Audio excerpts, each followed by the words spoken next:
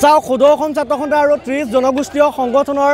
আহ্বান মৰ্মে আজি আমি সৰুপথাৰ আঞ্চলিক ছাত্ৰ সন্থাই কাৰ প্ৰতিবাদত কাৰ প্ৰতিলিপি দাহ কৰোঁ আৰু চাওক যিখন বিজেপি নেতৃত্বাধীন আচলতে চৰকাৰ আছে সেই চৰকাৰখনে অসমৰ ওপৰত যি জোৰ জুলুমকৈ এখন নাগৰিকত্ব সংশোধনী আইন আমাক জাপি দিছে এইটো আচলতে আমি অসমীয়া হিচাপে কোনো কাৰণত মানি ল'ব নোৱাৰোঁ। ইতিমধ্যে সমগ্ৰ অসমত কাৰ প্ৰতিবাদ আচলতে চাৰিওফালে সাব্যস্ত হৈছে। ইতিমধ্যে অসমে আচলতে 20 বছৰৰ বোজা লৈছে আৰু অতিৰিক্তভাৱে আমি বিদেশীৰ বোজা অসমখন ডাষ্টবিন নহয় যে ইয়াত বিজেপি নেতৃত্বাধীন চৰকাৰখনে অসমক ডাষ্টবিনৰ লেখীয়াকৈ ব্যৱহাৰ কৰি আমাক অবৈধ বিদেশীৰ বোজা আচলতে আমাক জাপি দিব। গতিকে সমগ্ৰ অসম জুৰি আচলতে আন্দোলন হৈছে আৰু এটা কথা ক'ব লাগিব যি জিপি সিং নেতৃত্বাধীন আচলতে প্ৰশাসন আছে সেই প্ৰশাসনে বাৰে বাৰে আমাৰ আচলতে এই গণতান্ত্ৰিক প্ৰতিবাদটোত আচলতে বাধা দিবলৈ আচলতে চেষ্টা কৰি আছে আৰু যিটো সময়ত আপুনি চাওক জোনমণি ৰাভাৰ পৰা আৰম্ভ কৰি বিভিন্ন ধৰণৰ অসমত ধৰ্ষণকে আদি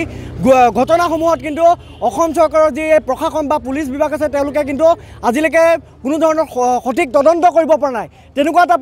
পৰিপ্ৰেক্ষিতত আচলতে জিপি সিঙে টুইট দি তেখেতে জনায় যে 7 দিনৰ ভিতৰত আচলতে আন্দোলনকাৰীসকলৰ নাম আৰু ঠিকনা প্ৰশাসনৰ হাতত জমা দিব লাগে আৰু লগে এজাহাৰ আচলতে থানাত দাখিল কৰিব। এনেকুৱা ধৰণৰ আচলতে গণতান্ত্ৰিক আৰু এই গণতান্ত্ৰিক প্ৰতিবাদটো ৰোধ কৰিবলৈ চৰকাৰখনে যেনেকুৱা এটা ষড়যন্ত্ৰ কৰি আছে আৰু ইতিমধ্যে সুপ্ৰিম কোৰ্টে আচলতে গণতান্ত্ৰিক প্ৰতিবাদ কৰাৰ ক্ষেত্ৰত কোনো ধৰণৰ বাধা আৰোপ কৰা নাই। গতিকে এই গোটেই ঘটনাটো যে এটা স্বৈৰাচাৰী শাসনতন্ত্ৰ চলি আছে অসমৰ জনগণৰ আচলতে কণ্ঠ ৰোধ কৰিবলৈ বাৰে বাৰে চেষ্টা কৰি আছে আৰু আমি কোনো কাৰণত কাম মনা নাই আৰু অসমৰ গোটেই যি এই বিদেশীৰ বোজা আমাক জাপি দিব বিচাৰিছে সেই বোজা অসমে নলয় আমাৰ স্পষ্ট কথা আৰু আমাৰ এই গণতান্ত্ৰিক অহিংস আন্দোলন আমাৰ অনাগত সময়ত চলি যাব।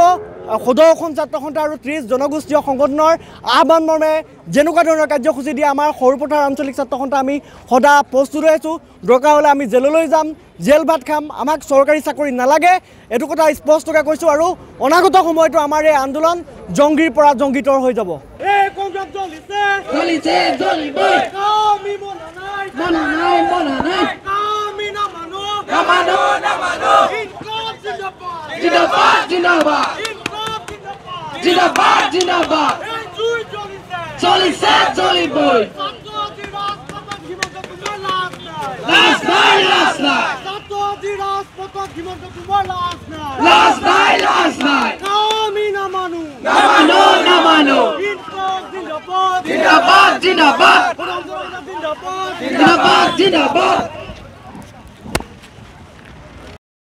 যদি হুয়া কমিয়া আমাৰ বাজো দিয়া যদি হুয়া কমিয়া আমাৰ বাজো